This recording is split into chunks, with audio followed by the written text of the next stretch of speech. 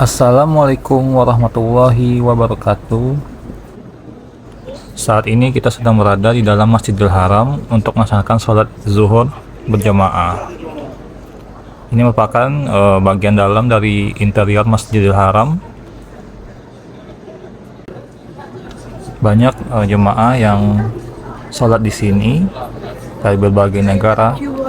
Juga di sini tersedia beberapa titik untuk mengambil dan minum air zam-zam secara langsung, sehingga tidak perlu khawatir ketika haus selama beribadah di Masjidil Haram. Di sepanjang perjalanan di dalam Masjidil Haram bisa kita lihat banyak jemaah yang sedang melakukan sholat serta mengambil air zam-zam. Kebetulan saat ini saya sedang berada di bagian dalam, khususnya untuk para jemaah pria di bagian depan dan jemaah wanita di bagian belakang.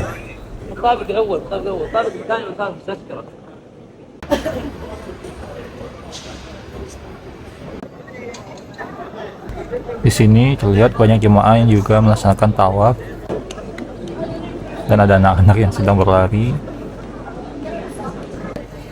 Di sini kita bisa melihat Ka'bah dan juga jemaah umrah sedang melaksanakan tawaf.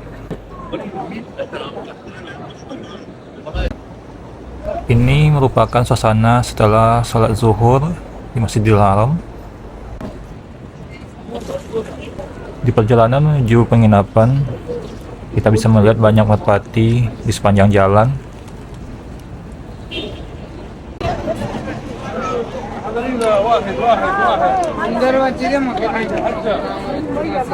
Di sepanjang jalan, kita bisa melihat ada yang bersedekah dengan membagikan minuman, makanan, buah-buahan, dan sebagainya.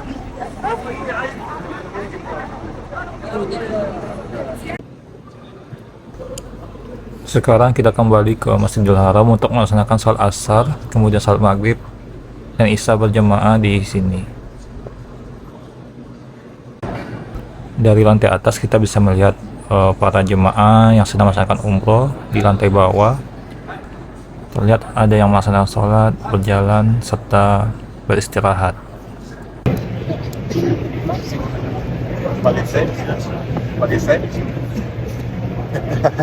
In Tajikistan, 99% Muslim. Wow, Tajikistan.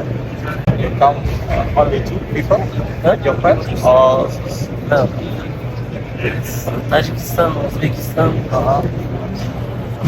başka. Jadi selama di kota Mekah, saya sempat berbincang dengan beberapa jemaah dari negara lain yang juga melaksanakan umroh. Setelah salat isya selesai, bisa kita lihat suasana di sekitaran dalam Masjidil Haram selalu ramai dan dipadati oleh para jemaah yang melaksanakan tawaf sunnah. Setelah selesai salat subuh, kita kembali ke penginapan dan bersiap-siap untuk pergi berziarah ke beberapa tempat di kota Taif. Dan bagi para jemaah yang ingin melaksanakan umroh, sekalian akan mengambil mikot. batas tanah haram. Berarti Bapak Ibu sekarang yang ditakdirkan berada di dalam tanah haram berada dalam pagar malaikat. Mudah-mudahan jiwa kita tidak pernah keluar dari Mekah. Amin Allahumma. Amin. Sehingga kita terus aman, haram daging kita, darah kita, tulang kita, sumsum kita dari panasnya api neraka. Setelah hijrah ke kota Madinah, Rasulullah ke Taif satu kali, jadi dua kali. Adapun sebelumnya kita tidak tahu, sebelum umur 40 tidak tahu, karena beberapa ahli sejarah masih belum tahu bahwa itu Muhammad itu adalah seorang nabi, jadi tidak beda-beda, kesahihannya kurang valid. Namun yang sahih, tahun 10 kenabian Rasulullah datang ke Taif dalam rangka berdakwah. Tahun ke-8 Hijriah setelah penaklukan kota Mekah, Rasulullah berdakwah dan berperang ke Taif. Nah, baik, tahun 10 ya, di kenabian Rasulullah ke Taif, kita tahu bahwa Rasulullah membagi dakwahnya menjadi 3 fase. Kemarin sudah dibaca oleh saya. Fase yang pertama, sirriyah, samar-samar, Itu dilakukan 6 tahun. Setelah 6 tahun, Jahriyah terang-terangan. Setelah Jahriyah tahun 10, paman wa Rasulullah yang melindungi Rasulullah itu wafat. Siapa paman pelindung Rasulullah? Abu toh. Dan Rasulullah sebelum tidur selalu baca doa. Kalau Rasulullah mau tidur baca doa Bismillahirrahmanirrahim. Kayaknya banyak yang capek ini ya. Lanjut ya. Rasulullah pamannya wafat, dan itu pelindungnya Rasulullah. Istrinya wafat. Bagaimana kalau istrinya orang itu wafat dan Rasulullah satu, istrinya Siti Khadijah, perempuan janda yang umurnya lebih tua dari Rasulullah 15 tahun. Rasulullah nggak pernah menikah zaman Khadijah masih hidup. Rasulullah umur 25, Khadijah umur 40. Dan yang anak Rasulullah semua yang 7 itu dari Siti Khadijah kecuali satu, yang dari perempuan lain, Maria Al-Qibtiyah, itu Ibrahim. Mulai dari Qasim, Abdullah, laki-laki 2 Khadijah ini, Fatimah, Ummu Kulsum, Ruqayyah, Zainab, ini putra dan putrinya Khadijah. Ibrahim putra bungsunya Nabi dari Maria Al-Qibtiyah. Maria Al-Qibtiyah. Baik, para jamaah yang dirahmati Allah Subhanahu wa taala, paman wafat. Dulu orang yang diganggu di Mekah itu adalah orang-orang lemah seperti Bilal yang tidak punya sanak saudara, seperti Ammar yang tidak punya sanak saudara yang melindungi. Karena perlindungan hamiyat al-jahiliyah, kesukuan sangat kuat di Mekah. Memang Abu Thalib dia tidak Islam, tapi jangan sampai ganggu keponakanku. Waktu itu Hamzah memang tidak Islam, waktu itu sebelum tahun ke-6. Tapi jangan sampai ada yang berkata-kata atau apalagi mengganggu anak saudaraku. Seluruh Bani Hashim melindungi Nabi Muhammad SAW. Nah, setelah Abu Thalib ini wafat, pelindungnya sudah tidak ada. Karena kepemimpinan Bani Hashim diganti oleh Abu Lahab, dan Abu Lahab musuhnya Rasulullah SAW. Tabbat yada. Sebenarnya Abu Lahab itu goblok. Coba Abu Lahab baca syahadat 1 kali saja. Mudah. Berarti Nabi Muhammad bohong, dusta dong Qur'annya. Kenapa? Karena sudah divonis dari atas langit bahwa Abu Lahab tidak akan bisa baca syahadat dengan tabbat yada Abi Lahab wa tab. Dan ini sudah dikatakan oleh kawan-kawannya. Namun ini adalah vonisnya Allah. La tabdila li kalimatillah. Tidak ada ganti dari kalimat Allah. Makanya di situ doalah di Ka'bah. Ya Allah, in kunta katabtani syaqiyan. Jika engkau mencatat namaku ada di nama bagian buku kiri golongan orang-orang yang celaka, maka gantilah ya Allah. Ubahlah ya Allah. Tolongkan kepada orang-orang yang beruntung masuk surga. Alhamdulillah, kita telah tiba di kota Taif dan berkunjung ke salah satu masjid bersejarah yang bernama Masjid Abdullah bin Abbas. Abbas merupakan sahabat dan juga keponakan Rasul. Ibnu Abbas memiliki pengetahuan yang luas. Banyak hadis sahih yang diriwayatkan melalui Ibnu Abbas. Ia juga menurunkan seluruh khalifah dengan nama Bani Abbasiyah. Banyak pedagang yang menjual buah-buahan seperti buah kurma, buah segar lainnya, dan juga banyak jemaah dari Indonesia juga yang hadir dan berkunjung ke sini dari berbagai kota. Kebanyakan pedagang-pedagang di sini bisa berbahasa Indonesia.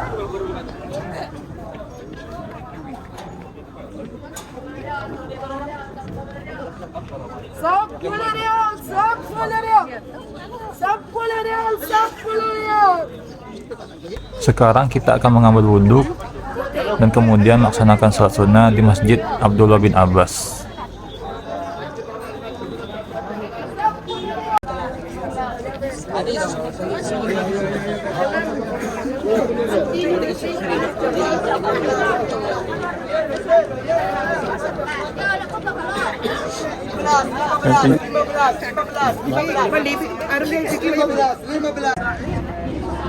ابن العاص السلام عليكم يا حرف الله بالجناب السلام عليكم يا عبد الله putra Abi Bakar. Bukan kota Mekah. Pahala bukan main-main di situ. 100.000. Alhamdulillah, kursi satu kursi roda dari kelebihan pembayaran sudah saya dapat dan masih lebih 29 real. Kursi roda, insya Allah besok kita beli dan kita antar sama-sama ke pihak wakaf. Kursi roda, pulang jemaah ke Indonesia, 47 jemaah, satu kursi roda dipakai oleh orang-orang yang kurang sehat. Kita letakkan di bagian wakaf di Masjidil Haram. Sehingga pulang dengan tawaf wada nggak selesai, masih ada di Mekah. Ya, masih ada di Mekah bagian-bagian pahala yang terus mengalir dan terus 100.000. Baik. Jangan cari bakso di sini. Bakso di Indonesia bukan malu banyak. Jangan cari satu al-baik yang khas. Yang khas. Kalau di tempat tapi antrinya panjang sekali, 17 real. Antar ke hotel COD 23 real. 100.000. 23 real antar hotel. Ya Allah, ku mengadu kepadamu kelemahan kekuatanku, wahawani 'alan nas, dan kehinaanku di mata manusia. Anta rabbul mustad'afin. Ya, parfum. Kan balik lagi kan? Ya, parfum. Specifically designed for this purpose. The laboratory lid is tightly sealed with the thermal rubber and the piston. After closing it completely, a special compressor is operated to discharge between 30 and 50% of the inside of the laboratory to boil water at a temperature of 60 to 70 degrees Celsius. Then, the ignition begins. Terima kasih nama Zulfa. Ayam iko mandi angin. Mandi angin. Mandi angin. Mandi. Ayam mandi. Makan mandi itu namanya. Makan mandi. Ya Mandi, mandi itu Bu. ayamnya mungkin bondem aja. iya, Bu. Ayamnya dimandikan. Makan mandi. Di Taib. Jara. Taib. Taib, kota Taib. Kota Taib. Oke. Iya. Maka ketika Anda tawaf, seakan-akan Anda tenggelam di dalam rahmatnya Allah Subhanahu wa taala. La yarfa'u qadaman wa la yad'uha, tidak meletakkan kaki, tidak mengangkat kaki kecuali dosa-dosa berjatuhan. Makanya pulang nanti targetnya apa? Saya bawa lagu turun baru bagaikan hari di mana ibu kita melahirkan kembali. Itu target umrah.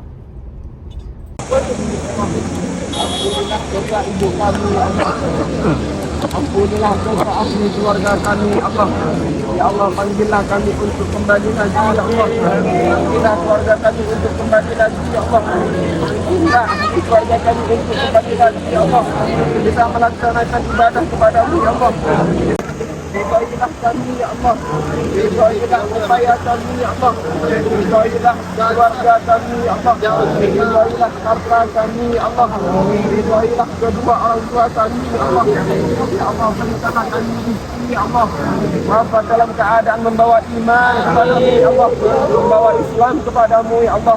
Ya Allah, ampunilah kami, ya Allah. Rahmatilah kami, ya Allah.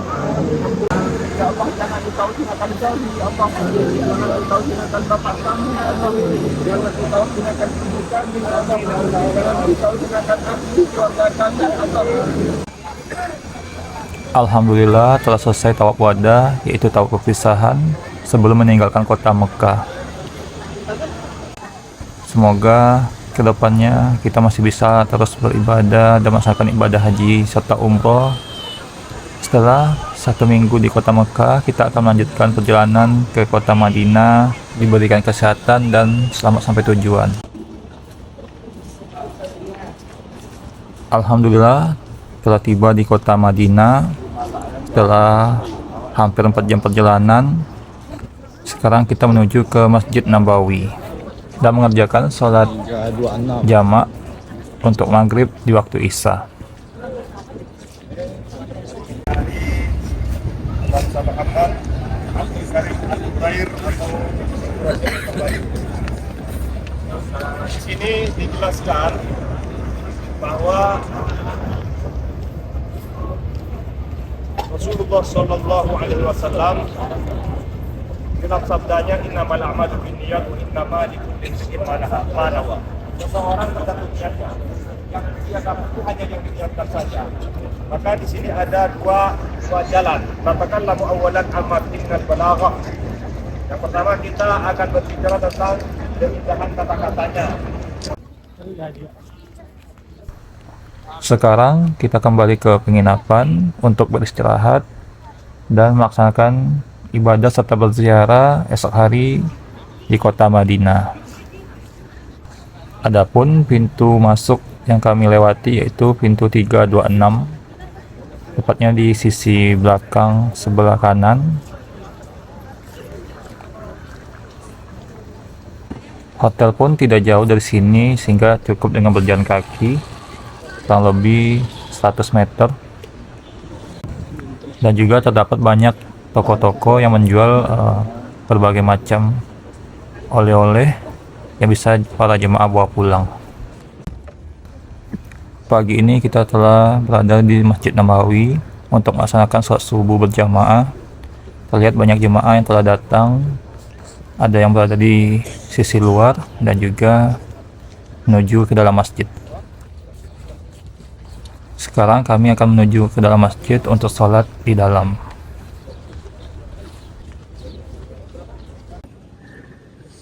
Masya Allah, sangat indah tampilan dari interior dari Masjid Nabawi. Sangat banyak pilar-pilar serta ornamen di dalam masjid ini. Asyhadu an la ilaha